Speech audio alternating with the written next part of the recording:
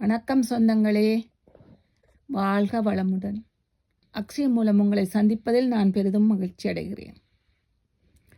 இன்று மகா பெரியவா வாழ்வில் நடந்த ஒரு சம்பவத்தை நான் படித்ததை உங்களிடம் பகிர்ந்து கொள்கிறேன்.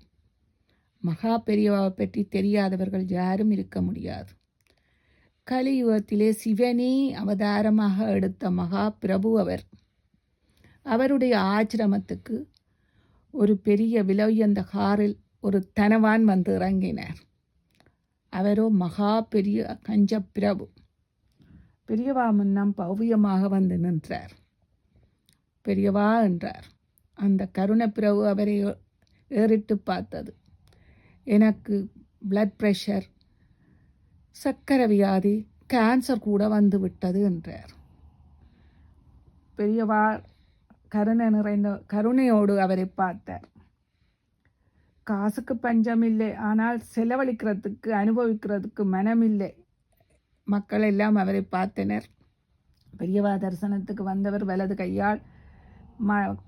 கையால் மாய மூடிக்கொண்டு உருக்கமாக சொல்ல ஆரம்பிக்கும் போது அவர் கைகளை காட்டி,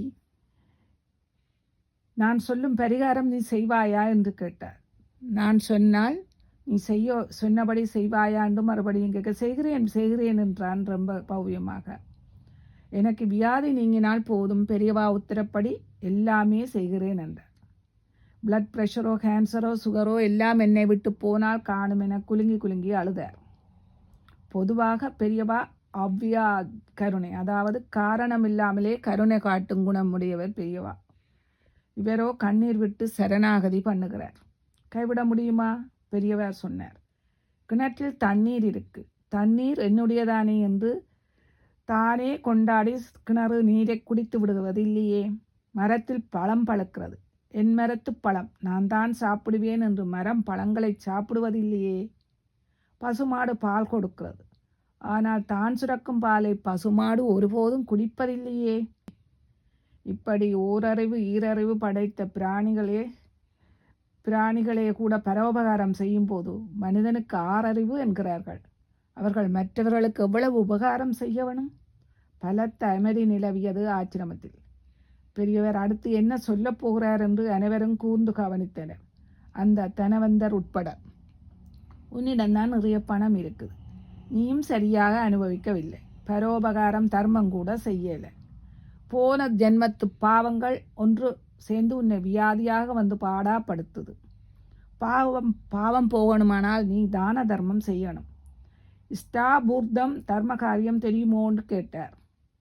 குளம் வெட்டுவது, கோயில் திருப்பணி, ஏழைகளுக்கு உதவி, படிப்புக்கு உதவி, சொந்தக்காரருக்கு உதவி, இப்படி நல்ல காரியங்களிலே பணத்தை செலவிட வேணும். அப்புறம் வியாதியால் கஷ்டப்படுற அனாதைகளுக்கு மருந்து வாங்கி கொடு. அம்மான்னு ஒருதன் கைது கிட்டினால் அவனை வெறுங்கையோடு அனுப்பாதே. உங்ககிட்ட இருக்கிற பணத்துக்கு நீ ட்ரஸ்டடி, அவ்வளவுதான், சொந்தக்காரன் என்று நினைக்காதே என்றார். கஞ்ச மகாபிரபு குலுங்கி அழுதார். இதுவரையில் தன் வாழ்ந்த வாழ்வின் இருந்த பிழையினை உணர்ந்தார். கஞ்சனாக வந்தவர் கருணை நிறைந்த மனதுடன் விடைபெற்றார். பின்னர் கர்ண மகாபிரபு நெடுங்காலம் தொண்டுகள் செய்து ஜீவித்திருந்தார் என்று சொல்கிறார்கள். பெரிய சொந்தங்களே, எங்களிடம் கோடியாக கொடுக்க வசதி இல்லாட்டிலும் 1 ரூபாயை கூட அன்பாக கொடுப்போம். அது கூட கொடுக்க வேணும் என்பது இல்லை. நாம் அடுத்தவர்களோட அன்பாக பேசுவது கூட ஒரு தான தர்மம்தான்.